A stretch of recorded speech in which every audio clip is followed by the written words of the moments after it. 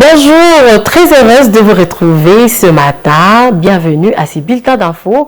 Le président de Confession religieuse du Congo, Dodo Kamba, au cours d'une interview sur la radio Top Congo, a mis en garde la communauté internationale contre toute forme de manœuvre menée pour empêcher la tenue des élections de décembre en RDC. Selon Dodo Kamba, la communauté internationale utilise quelques confessions religieuses, la SANCO et l'ECC, afin de rejeter le travail de la CENI lié à l'organisation des processus électoraux en République démocratique du Congo. Jocelyne Massiala nous en dit plus. Nous sommes prêts à descendre dans la rue contre ceux qui veulent bloquer la tenue des élections. C'est le message d'avertissement du pasteur Dodo Kamba, président des confessions religieuses. Message lancé contre la communauté internationale face à toute démarche dilatoire menée par elle qui vise à empêcher la tenue des élections en décembre. Je préviens à Batunios. Nous ne permettrons pas parce que Mboko au Congo, les héritages n'abisso nyos. Oui, bakoko, batike la biso, penzambe apesa biso. Soki tomoni makambo ezo le kamala moté, toko manifester. Le pasteur de Dokamba accuse la communauté internationale de manipuler certaines confessions religieuses, notamment la conférence épiscopale nationale du Congo, SANCO, et l'église du Christ au Congo, ECC, qui rejette totalement les fichiers électoraux présentés par la CENI. Communauté internationale, balingi ba compliquer tâche ya kimi ambo canabiso, toko défendre mboka na biso na plein droit na biso. C'est la communauté internationale au chaos. Maintenant, ils utilisent quelques confessions religieuses, notamment la SANCO et les CC. Nanzela koluka koboya bisala ya seni. Alors, tous se mettre en garde. Et c'est ce que je peux dire pour l'instant. La tenue des élections en décembre en République démocratique du Congo est vivement attendue par les Congolais malgré tout. Envie de toucher plus de personnes concernées par le besoin de renouveler leur carte d'électeur falsifiée ou perdue, les réseaux d'éducation civique au Congo, RECIC en cycle, a déployé sur les terrains de plusieurs communes de la capitale plusieurs animateurs engagés de sensibiliser la population à s'y rendre à l'antenne de la CENI la plus proche afin de poser tous les problèmes liés à la carte d'électeur. Suivez à cet effet le coordonnateur du RECIC qui s'en est expliqué à la descente place Victoire dans la commune de Kalam. Randonnée piédesque électorale, c'est une marche de sensibilisation. Nous avons mobilisé les animateurs pour que les animateurs sensibilisent la population, particulièrement par rapport à la question des cartes d'électeurs. Il y a un groupe de gens qui considèrent l'opération de la délivrance comme un enrôlement bis. Alors c'est pourquoi nous avons envoyé des animateurs pour expliquer à la population que ce n'est pas un enrôlement bis, mais c'est tout simplement une opération qui concerne ceux dont les cartes sont détériorées ou ceux qui ont perdu leurs cartes par des vols et autres choses. Nous le faisons dans le cadre d'un projet élection qui est organisé dans 6 provinces de la République démocratique du Congo avec 11 et protection internationale. Nous, on les accompagne parce que notre part dans leur sensibilisation, c'est d'apporter la matière. Cette opération va continuer jusqu'aux élections. La délivrance de cette carte est gratuite. Comme prévu, la Cour militaire de Gombe a ouvert ce jeudi 17 août 2023 en audience foraine le procès de M. Salomo Idi Kalonda, proche collaborateur de Moïse Katumbi, interpellé depuis le 30 mai sur le tarmac de l'aéroport de Ndjili, poursuivi pour incitation de militaires à commettre des actes contraires aux devoirs et à la discipline, détention illégale d'armes et de munitions de guerre, atteinte à la sûreté intérieure de l'État. Affaire a été renvoyée au 18 septembre prochain afin de permettre à ses avocats de prendre connaissance des autres charges soulevées contre lui. La défense de Salomo Idi Kalonda est assurée par une dizaine d'avocats dont M. Laura Onyemba, M. Francis Kalombo, M. Hervé Diakessé qui résume l'étape du dossier. Regardez.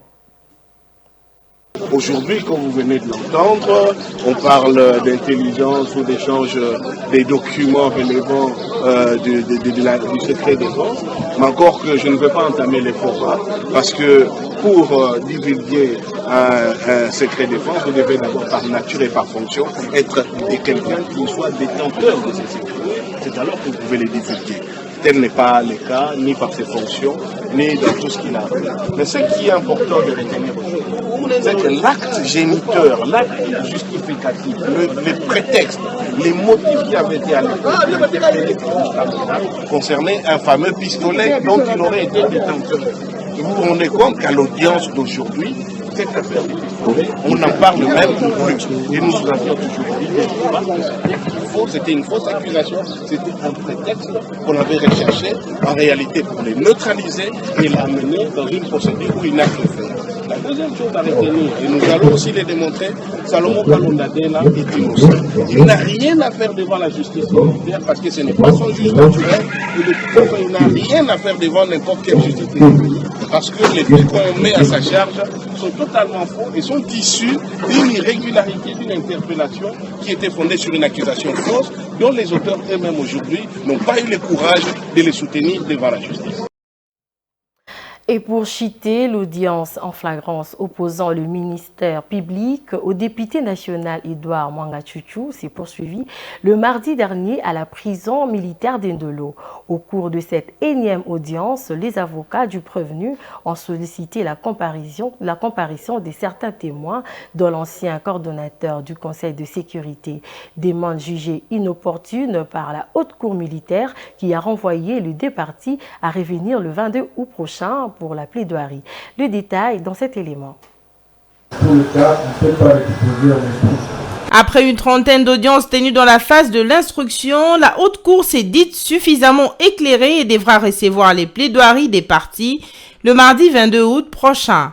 C'est à l'issue de ces plaidoiries que le prévenu Mwanga Chouchou sera fixé sur son sort. Ce député national est poursuivi par l'auditeur général de forces armées de la République démocratique du Congo pour trahison, participation à un mouvement insurrectionnel, espionnage et détention illégale d'armes de guerre. Après avoir épuisé l'étape de l'instruction, les avocats de la République estiment qu'ils sont suffisamment éclairés sur le contour du dossier et se disent prêts à donner leurs conclusions et à rencontrer le réquisitoire du ministère public ainsi que les défenses de tous les deux prévenus. La comparution des témoins demandée par la partie prévenue, la partie Mwanga Chouchou, est inopportune. Pourquoi? Parce que ces personnes dont on demande leur comparution sont introuvables, les adresses sont tellement floues et elles ne sont pas précises. Et la Cour aussi a jugé inopportun que ces gens-là comparaissent. Pourquoi? Parce qu'elle estime qu'elle est suffisamment éclairée quant à ça.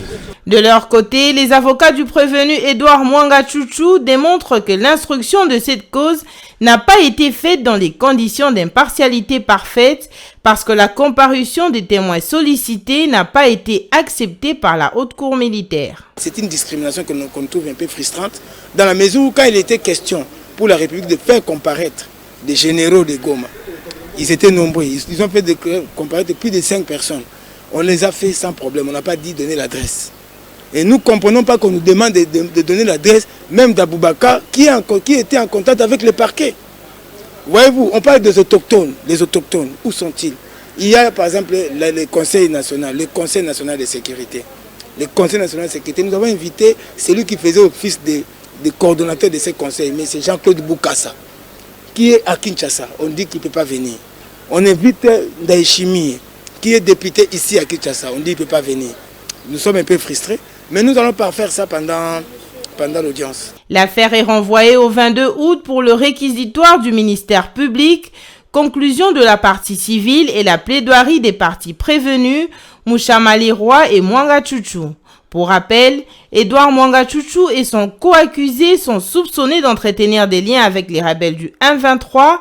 Ils sont poursuivis pour trahison, participation à un mouvement insurrectionnel, espionnage et détention illégale d'armes de guerre. Voilà, c'en est fini pour ce bulletin d'infos. Merci à toutes et à tous de l'avoir suivi. L'information reste en continu sur Mandiko Télévision.